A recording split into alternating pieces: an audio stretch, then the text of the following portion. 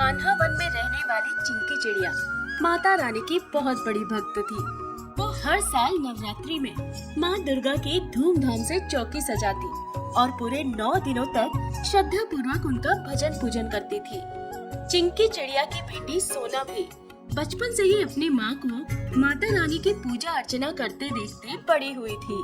एक दिन सोना चिड़िया माँ से कहती है, माँ देखो ना, फिर से नवरात्रि का त्योहार आ गया है। आप इस बार भी माता रानी की चौकी लगाओगे ना? क्या बताऊं बेटा, मैंने तो सदा ही माता रानी की पूरी श्रद्धा और भक्ति से पूजा की है, लेकिन ना जाने मेरी भक्ति में क्या कमी रह गई जो आज हमारी ऐसी हालत हो रही है। जब तक तुम्हारे पिता का कारोबार था, हमने सदा ही नवरात्रि को उत्सव की तरह मनाया। पूरे जंगल की चिड़िया को बुलाकर मैं नवरात्रि का कन्या भोज करती थी। उसमें तरह तरह के पकवान और उपहार देकर माता रानी के कन्या स्वरूप से खूब आशीर्वाद प्राप्त करती थी। लेकिन देखो ना, हमारे पास से रुपए क्या गए। इस जंगल के पक्षियों ने हमसे बात करनी ही बंद कर दी है।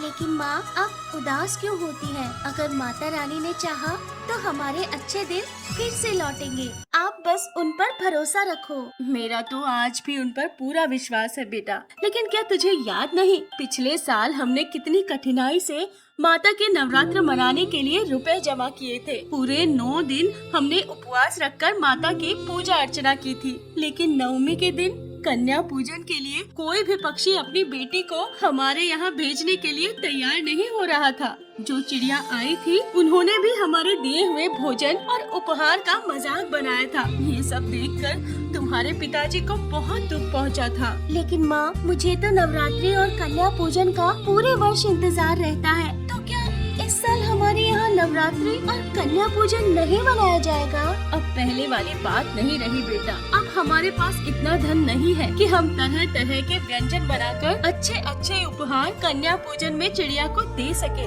इसी कारण से कोई भी चिड़िया हमारे यहाँ कन्या पूजन के लिए आना नहीं चाहती है। चिंकी और उसकी बेटी सोना की बात दरवाजे के बाहर खड़े हुए सोनू चिड़ा को भी सुनाई दी जाती है।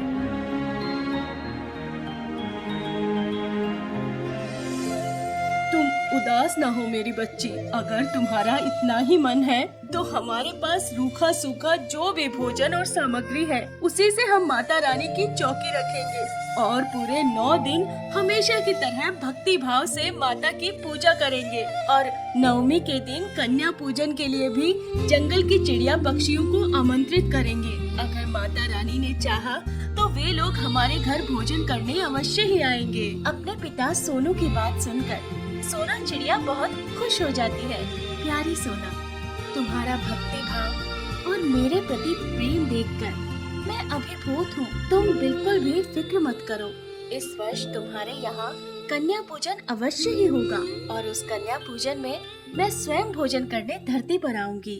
इतना कहकर दुर्गा माँ मुस्कुराने लगती है। चिंकी और सोनू मिलकर माता रानी का 9 दिनों तक भक्ति भाव से पूजन करते हैं। नवरात्रि के अंतिम दिन माँ दुर्गा एक चिड़िया का रूप धारण कर लेती है और चिंकी चिड़िया के द्वार पर दस्तक देती है। अरे, आप कौन है? हमारे यहाँ किसी से मिलने आई है क्या? आपको पहले तो यहाँ कभी नहीं देखा। मेरा नाम दुर्गा है। मुझे बहुत जोरों से भूख लगी है। अगर आपके यहाँ पर नवमी का पूजन हो गया हो तो क्या आप मुझे भोजन करा सकते हैं? आप बैठिए, मैं अपनी माँ को बुलाकर लेकर आती हूँ। आज तो कन्या पूजन का दिन है दुर्गा बेटा। आज के दिन कन्याओं को प्रेम से भोजन कराया जाता है। हम अवश्य ही आपको भोजन कराएंगे, किंतु हम बहुत गरीब हैं बेटा। हमारे यहाँ पर तरह तरह के पकवान नहीं बने हैं। क्या तुम हम गरीब के घर का रूखा सूखा खाकर संतोष कर लोगी? आपके यहाँ जो भी भोजन बना है आप मुझे परोस दीजिए, मेरा उसी से पेट भर जाएगा। मुझे पकवान की लालसा नहीं है। दुर्गा चिड़िया की बात सुनकर चिंकी और सोना अपने घर में बना हुआ रूखा सूखा भोजन उनको प्रेम से परोस देती है और तिलक लगाकर उनके चरण स्पर्श करके भोजन ग्रहण करने का अनुरोध करती है।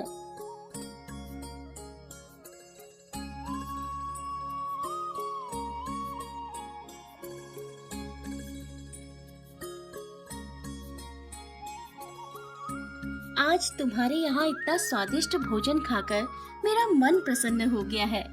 अब आप जंगल की चिड़िया को आमंत्रण भेजकर अपना नवमी का कन्या पूजन पूर्ण कर लीजिए। निमंत्रण तो मैं भिजवा चुकी हूँ, किंतु मैं जानती हूँ मेरे यहाँ का रूखा सूखा भोजन करने के लिए कोई भी पक्षी अपने बेटे को यहाँ नहीं भेजना चाहेगा, और जो भेजता भी है तो बाद में हमारे दिए उपहार और भोजन का मजाक ही बनाते हैं। ऐसा क्यों सोचती हो? आपके यहाँ तो बहुत स्वादिष्ट भोजन बना है। अंदर जाकर एक बार अपने भोजन को तो देखो और जल्दी जल्दी सारी तैयारियां पूरी कर लो। जंगल की सभी चिड़िया आती ही होंगी। ये आप क्या कह रही हैं? किंतु हमारे घर तो। किंतु परंतु छोड़ो और अंदर जाकर तैयारियां पूर्ण करो। चिड़िया कन्या आती ही होंगी। दुर्गा चिड़िया के बार बार कहने पर सोना और चिंकी अंदर जाकर देखते हैं।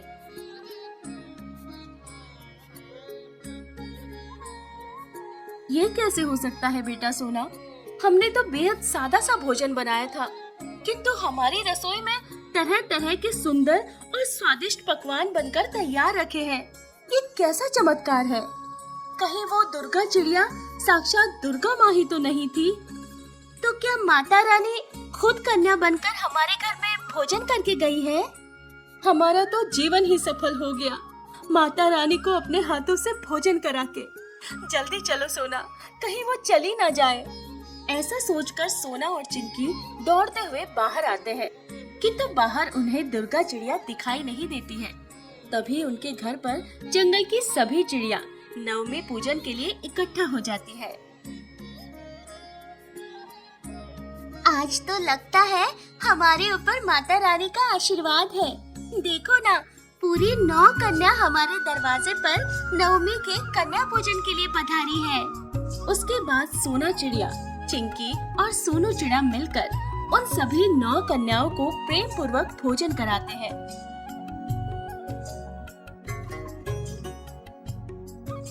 और तिलक लगाकर उपहार स्वरूप दक्षिणा भी देते हैं।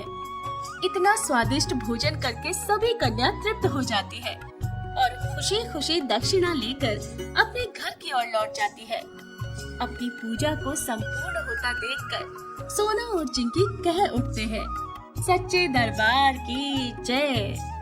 इस कहानी से हमें ये सीख मिलती है कि माता रानी के दरबार में कोई अमीर या गरीब नहीं होता। माता सभी को एक समान रूप से प्रेम करती है। माता तो बस सच्ची श्रद्धा से खिंची चली आती है।